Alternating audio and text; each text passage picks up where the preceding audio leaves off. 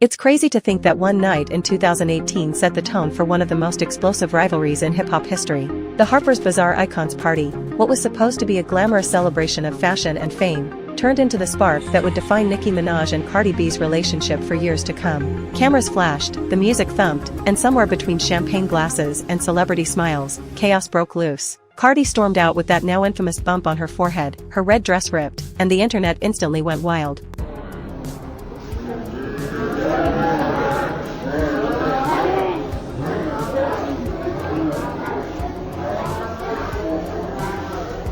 It wasn't just a scuffle, it was a moment that split the culture in half. Team Nicki or Team Cardi, there was no in-between. After that, everyone thought the dust had settled. They went their separate ways, each carving out their own lane in music, occasionally tossing subtle jabs in interviews or cryptic posts online. But that night in 2018 never really died. It lingered in fan memories, in old tweets, in memes that kept getting revived every few months. Every time one of them dropped new music, the whispers started again. People wondered, would they ever let it go? For a while, it almost seemed like they might. Both women focused on motherhood, music, and business. Nicki took her queen status global, while Cardi kept breaking records and earning her spot as one of rap's biggest stars. But beneath the success, the tension never fully disappeared. It just sat there, simmering quietly, until now. Fast forward to this year, and it feels like that same 2018 energy is back, only louder, harsher, and more personal. What started as a subtle tweet turned into a digital war zone. Fans are watching history repeat itself, except this time, the insults aren't about music,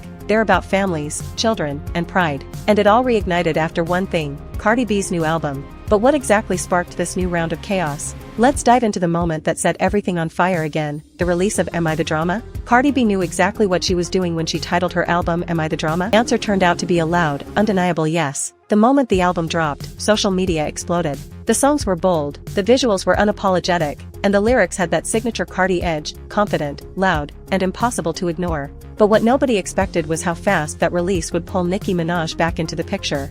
Within hours, Nicki made a move that fans immediately labeled as shade. She posted a cryptic tweet, $4.99, nothing more, nothing less. It was short, subtle, and pure Nicki. But the internet caught the message instantly. The tweet wasn't about a discount, it was a jab at Cardi's album price on iTunes. One simple number turned into gasoline on an old fire. Screenshots spread across Twitter like wildfire. Memes popped up within minutes. Even casual fans who didn't pick sides in 2018 were pulled right back into the chaos. Cardi didn't stay quiet for long. In true Cardi fashion, she clapped back with something fiery, calling out Nicki for focusing on her instead of competing with the real heavyweights, names like Beyonce, Rihanna, Drake, and Taylor Swift. That line hit hard. It was more than a comeback, it was a challenge. From there, things escalated fast. Nicki's fans, the Barbs, jumped in instantly, while Cardi's supporters, the Barty gang, came swinging. The online battlefield was set. Tags, memes, edited clips, it was full-on chaos. Suddenly, the conversation wasn't about Cardi's new music anymore, it was about who threw the first punch. And when words turned personal, the energy shifted completely. This wasn't just a playful rap rivalry anymore, it started turning into a full-blown war. Because the next shots weren't aimed at the charts, they were aimed straight at each other's families. When Cardi fired back at Nicki's $4.99 tweet, it was supposed to be just another social media moment, two icons trading shots for attention. But this time, something shifted. The tone got darker, the words sharper, and the lines between music and personal life blurred almost instantly. Nicki made the first move toward the deep end. Good afternoon, it's Just the Mess and my news is real. Looks like Cardi B's Am I the Drama album has some hit dogs hollering. Nicki Minaj refers to all of Cardi B's children as monkeys. But when Erica Mena called Shorty a monkey, we tried to deport her. This is crazy. Am I the only one that remembers back in her Queen radio days? Onika Tanya Mirage would never, has never, and will never speak ill of anyone's child. I am not a clown. That's clown shit. Cardi B claps back, speaking on Nicki Minaj's son. Bitch, fuck that slow-ass son that came out your pussy. Now he a whole 5-year-old tiptoeing around the house and can't spell his name. Cardi B also alleged Nicki Minaj's son's favorite color is 5. Oh, fuck that, gloves is off. Nicki gotta post her son talking today, right now. You got it after that? Shit, I don't give a fuck. I'd have flew into Tudor last night to prepare him for today. If he can't talk, nigga, teach him Spanish. I don't give a fuck. Teach him every code. Meanwhile, Offset's on tour, not giving a fuck. She threw shade that wasn't about music or charts, it was about family. A few carefully chosen words that mentioned Cardi's daughter, culture, set the internet ablaze. Fans were stunned. You could feel the collective gasp across timelines. Cardi, who has always been fiercely protective of her kids, didn't hold back. She clapped right back with her own low blows, bringing up Nicki's son, Papa Bear. That's when it stopped feeling like a feud and started looking like a full-on breakdown. Screenshots flew across the web faster than anyone could keep up. Tweets were posted, deleted, reposted, and dissected like crime evidence. Cardi fired one of the most viral shots of the week when she told Nicki, "Girl, it's your son's birthday. Why are you on Twitter writing essays about me? Go to Chuck E. Cheese." That line broke the internet. Savage? Absolutely. Unnecessary? Maybe. But it defined the chaos that followed. Nicki responded with fury. Old photos resurfaced from that infamous 2018 party, more subs were thrown, and suddenly both women were talking about parenting, trauma, and family priorities in public. What once was a battle over music dominance had turned into something painfully personal. Even fans who loved the drama started to get uncomfortable.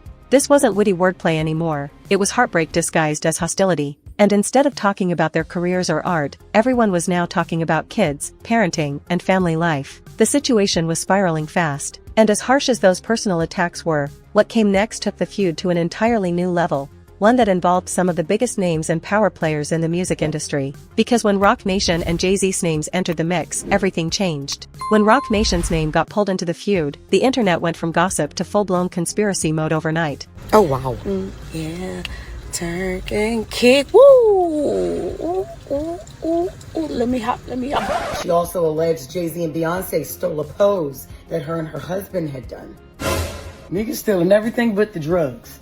Steal the motherfucking drugs. Nicki Minaj also threatens Cardi B's sponsors, telling them they have 3 days to cut ties or else. Bitch, your dealer got 3 days to cut ties or else you gon' OD. Cardi, please don't make another album. Nicki Minaj hires a random junkie to chime in. Don't make me reopen Nicki's brother's case. As I said, witchcraft was done in the DR, and Nicki's whole family went the fuck down. That's her brother, and she's gonna ride for him, someone said. They found Nicki's brother's semen in her underwear. Explain that. Junkie responds, planted. Junkie for sure.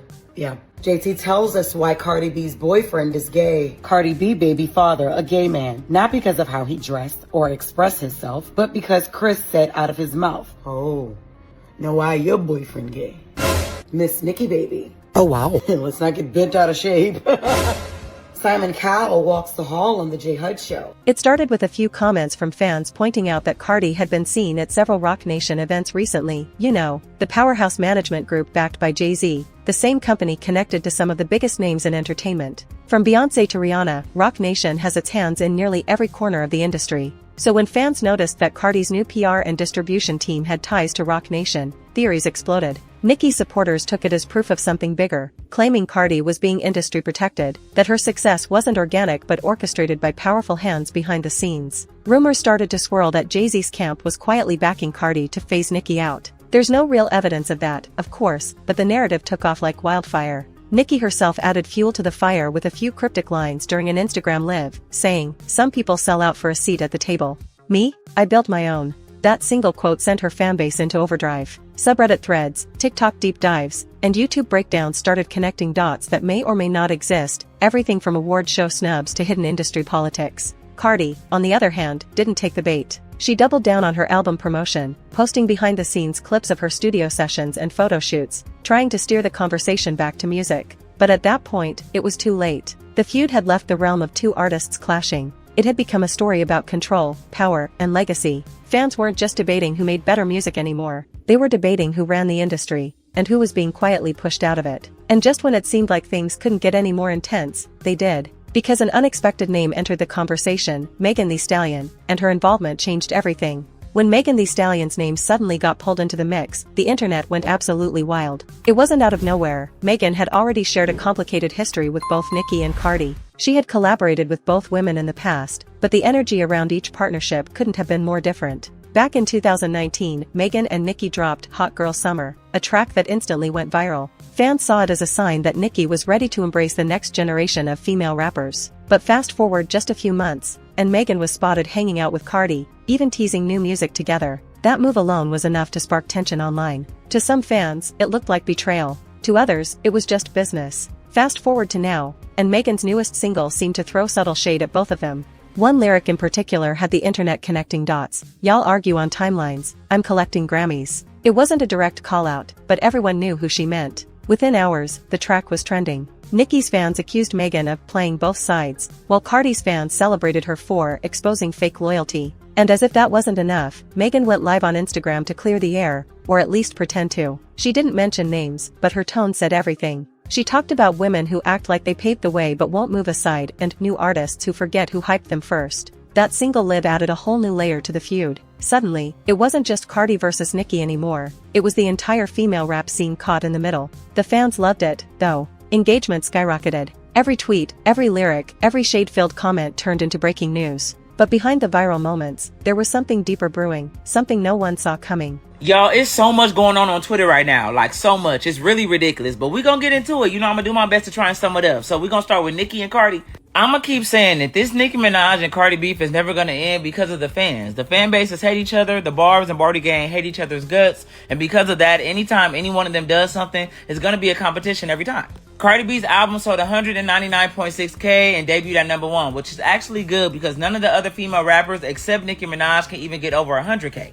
Nicki Minaj's last album, Pink Friday 2, did 225K. And so the issue is, and the whole uproar is, I guess Cardi B was in spaces saying they don't want me to drop because they're going to be mad because I'm going to outsell and I'm going to do my big one. Also, in the middle of the week, she said bookmark the tweets because when these numbers drop, they're going to be gagged. Mind you, I see both sides of this because Cardi B never said I'm going to outsell Nicki Minaj. She never put a name on it. She could have been talking about anybody. But then again, on the other side, when the midweek predictions came out, the only people talking about it was the Bars because they was like, she's not going to outsell Nicki. There's nothing that you can do. And if she do, it's going to be cheating and all this stuff like that. And so because 225K was not beat, it's a whole uproar going on. And that's what all this talk is about. But also, I'm going to be honest with you. If Cardi B would have outsold 225K, the Barty gang would be doing exactly what the Barbs are doing. Because to me, who the hell cares what somebody sells if the music is good? But then again, I know it's a competition, and the way that they be going back and forth, it's a thing. So that's why it's a thing.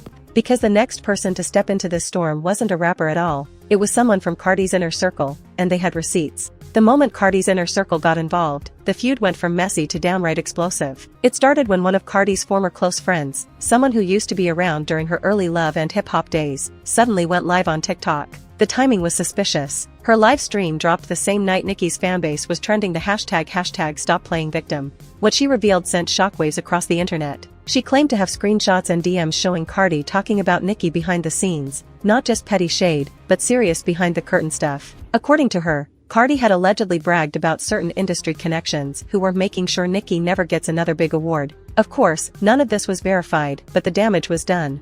Once those claims hit Twitter, thousands of users began sharing clips, half of which were edited or completely out of context. Still, the narrative was rolling, and there was no stopping it. Nicki seized the moment. She posted a cryptic tweet saying, "The truth always leaks. Don't ever let fake smiles fool you." It was classic Nicki, perfectly timed, ambiguous, and deadly effective. Fans immediately connected it to the leak, pushing the story even further. Cardi tried to defuse it, tweeting that people were lying for clout and reminding everyone she'd already outgrown the drama. But at this point, the internet didn't care. Screenshots, real or fake, were everywhere, and no one could tell what was true anymore. That's when things took an unexpected turn. Just days after the leak, Cardi's own PR rep quietly unfollowed her on Instagram. Then, several of her team's official accounts went dark. Fans began speculating that something major was going down behind the scenes. It was chaos, and it felt like the walls were closing in. The betrayal wasn't just personal anymore, it was professional, it was public, and it was global. But just when fans thought it was over, Nicki did something no one expected, and it flipped the entire narrative on its head. No one saw Nicki's next move coming. After days of silence, when the internet was practically begging for her to respond, she went live, but not to rant, not to throw shade. She did something even more powerful. She premiered a brand new track. No warnings, no promo. Just a single caption, "This is for the ones who forgot who started it." The song? Brutal. Every bar hit like a direct message. Nicki didn't name-drop Cardi, but every lyric felt aimed straight at her. Lines like, "They play victim, I play chess," and "You needed the crown I built, now you tripped on it," had the internet losing its mind. Within an hour, hashtag #NickiSback was trending in over 10 countries. Even critics who'd called her out before couldn't deny it. This was Nicki at her most focused, her most dangerous, and her most unapologetic. But here's where it gets wild. Instead of clapping back with another song, Cardi stayed quiet. Her team claimed she was focusing on touring, but fans weren't buying it. For the first time in years, it looked like Cardi didn't want the smoke. That silence spoke louder than any tweet could. Meanwhile, Nicki doubled down. She released a behind-the-scenes clip of her recording session, casually sipping wine, grinning into the camera as fans flooded the comments with fire emojis. It wasn't just music anymore, it was a power move. A statement that said, "I'm still the queen." But if this feud has proven anything, it's that nothing ever really ends. Rumors are already circulating that Cardi's planning a response track, and insiders claim she's been working with some serious names to set the record straight. Whether that's true or not, one thing's for sure, both of these women know how to dominate attention like nobody else. And that's the irony. For all the chaos, the shade, and the endless back and forth, they've both built legacies too big to ignore. Because at the end of the day, this isn't just about rivalry, it's about two unstoppable forces rewriting what power looks like in hip-hop.